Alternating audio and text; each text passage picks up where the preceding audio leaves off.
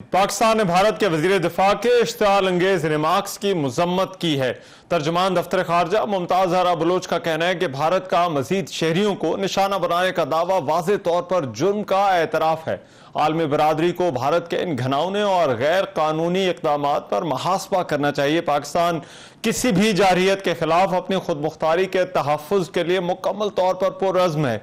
तर्जुमान दफ्तर खारजा ने यह भी कहा कि इंतखाबी फायदे के लिए भारतीय हुक्मरान नफरत अंगेज बयानबाजी का सहारा ले रहे हैं। भारत का गैर जिम्मेदाराना रवैया इलाकाई अमन को नुकसान पहुंचा रहा है। वज़ीर दिफा ख्वाजा आसिफ ने भी आज इस पर रद्द अमल दिया और कहा कि भारत किसी मिस एडवेंचर की कोशिश करेगा तो मुंह तोड़ जवाब देंगे। आज से चंद साल पहले भारत ने पाकिस्तान में घुसकर कार्रवाई की कोशिश की थी। हमने खैरात में उनका पायलट वापस किया था। ये दोबारा कोशिश करके देख लें, जो पहले हुआ वही उनके साथ अब होगा। उन्होंने कहा कि ये सिर्फ इलेक्शन के सिलसिले में पढ़ के मार रहे हैं।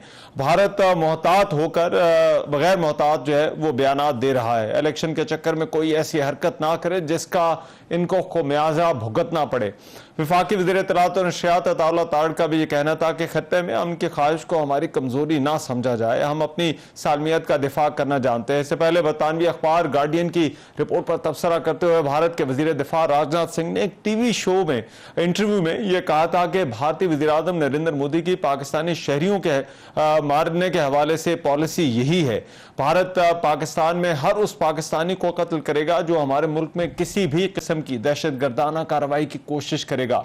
बरतानवी अखबार गार्डियन ने खुसूसी रिपोर्ट में भी यह दावा किया था कि भारतीय हुकूमत पाकिस्तानी सरजमीन पर 20 अफराद के कत्ल में मुलव्वस है। भारतीय इश्तियाल अंगेजी पर पाकिस्तान का आज हमने रद्द-ए-अमल देखा। इससे पहले पाकिस्तान की तरफ से यह दावा भी किया जा चुका है और दुनिया के दीगर ममालिक को भी भारतीय रवैये के हवाले से तहफ़्फ़ुज़ात है। ये पाकिस्तान इन तमाम मामलात को किस तरह से देखता है, पाकिस्तान के दफ्तर खारजा का क्या रद्द-ए-अमल है, इस पर बात करने के लिए मुमताज जहरा बलोच साहिबा तर्जुमान दफ्तर खारजा मेरे साथ इस वक्त मौजूद हैं। उनसे इस हवाले से मजीद बात करते हैं। मुमताज जहरा बलोच साहिबा, बहुत शुक्रिया आपके वक्त का।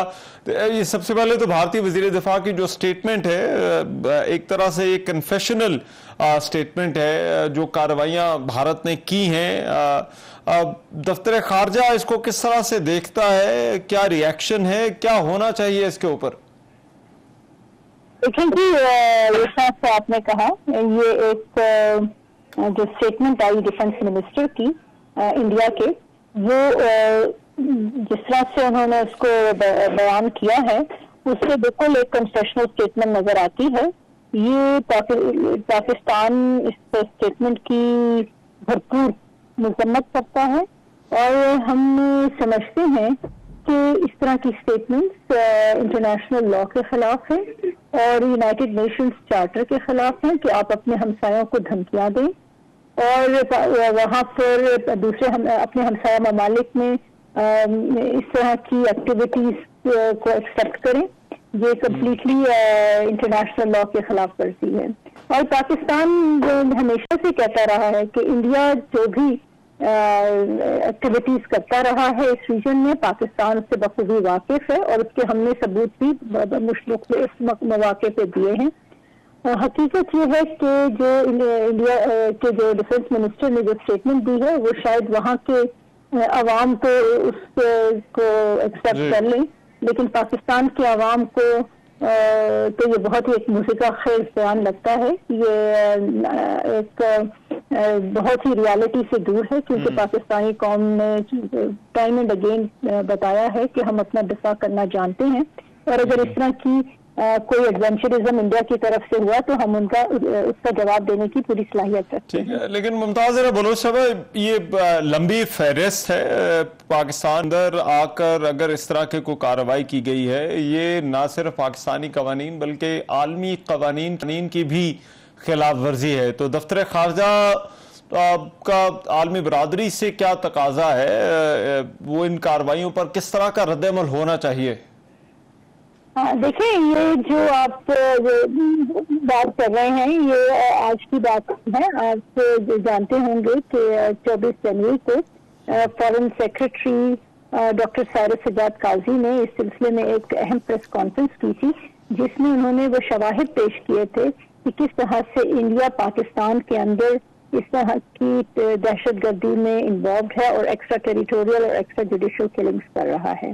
اور یہ ایکٹیویٹیز بارہا ہوتی رہی ہیں. ہم نے جنوری 2024 میں جنوری میں ہم نے کچھ شواہد دنیا کے سامنے لائے. وہ ہم نے اپنے دوست ممالک سے بھی شیئر کیے, وہ ہم نے انٹرنیشنل آرگنائزیشن سے بھی شیئر کیے ہیں.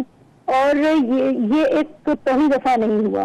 پاکستان کی ہسٹری میں بہت دفعہ انڈیا نے اس طرح کے اقدامات کیے ہیں. ساؤتھ ایشیا میں انڈیا اس طرح کے اقدامات لیتا رہا ہے. اب ایک نئی سوفسٹیکیشن آئی ہے ان کے اقدامات میں, اور انہوں نے نہ صرف پاکستان اور ساؤتھ ایشیا میں بلکہ اب یورپ اور مڈل ایسٹ اور نارتھ امریکہ میں بھی اس طرح کی کارروائیاں کی ہیں, اور ان کا ایک چہرہ بے نقاب ہو چکا ہے. اور انٹرنیشنل کمیونٹی اب بتدریج ان میں آگاہی آ رہی ہے کہ انڈیا کس طرح سے انٹرنیشنل لا کی دھجیاں اڑا رہا ہے.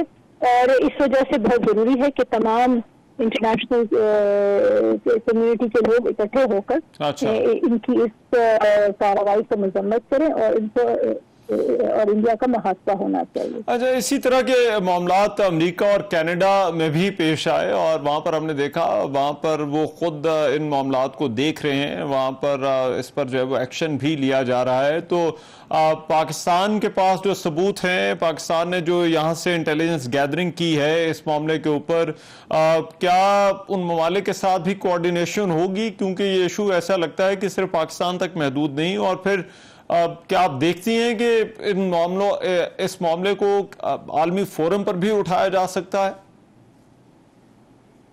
دیکھیں جی, اس طرح کے بہت ساری چیزیں, کچھ اسٹیپس پاکستان آلریڈی لے چکا ہے, کچھ چیزیں پائپ لائن میں ہیں. آپ جانتے ہوں گے جو جوہر ٹاؤن کا واقعہ ہوا تھا 2 سال پہلے, اس پر گورنمنٹ آف پاکستان نے انٹرپول کے ساتھ مل کر ریڈ وارنٹ بھی جاری کیے ہوئے ہیں ان لوگوں کے جو کہ اس واقعے میں اور اس ٹیرر ایکٹیویٹیز میں شریک تھے. تو اس طرح کی بہت ساری چیزیں انڈر پروسیس ہیں. کچھ چیزیں سامنے آ چکی ہیں, کچھ سامنے آ جائیں گی بہت جلد.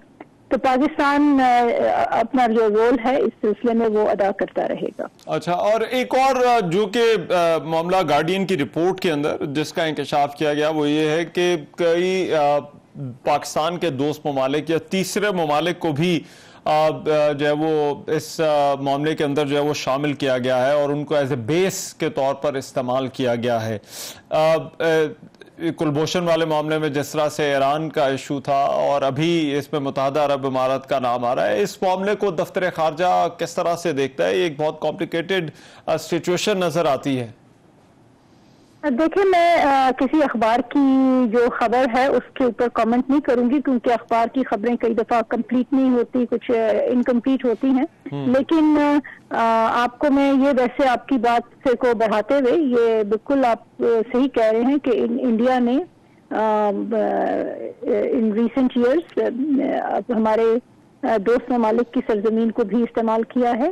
اور جو اگین جو میں نے پہلے بتایا, جو سیکریٹری خارجہ کی جو پریس کانفرنس تھی اس میں بھی ہم نے یہ بالکل کلیئرلی بتایا تھا کہ تیسرے ممالک کی سرزمین کو استعمال کر کے انڈیا نے اس طرح کے ٹیرر ایکٹیویٹیز کی ہیں. وہاں سے جو یہ دہشت گرد عناصر بھی اور جو وہ لوگ جو کہ جرائم پیشہ ہوتے ہیں ان کو بھی استعمال کیا گیا. اور انہوں نے استعمال کرتے ہوئے سوشل میڈیا کا استعمال کرتے ہوئے بہت ساری اس طرح کی ایکٹیویٹیز کی ہیں. اور کچھ ہم نے کچھ ڈیٹیلز ہم شیئر کر چکے ہیں پبلکلی, کچھ چیزیں انڈر انویسٹیگیشن ہیں, وقت آنے پر اس کو بھی ہم دنیا کے سامنے لائیں. رائٹ, بہت شکریہ ممتاز زہرا بلوچ صاحب ہمارے ساتھ موجود. پروگرام میں ابھی ایک بریک شامل کرتے ہیں, واپس آتے ہیں اس بریک کے بعد.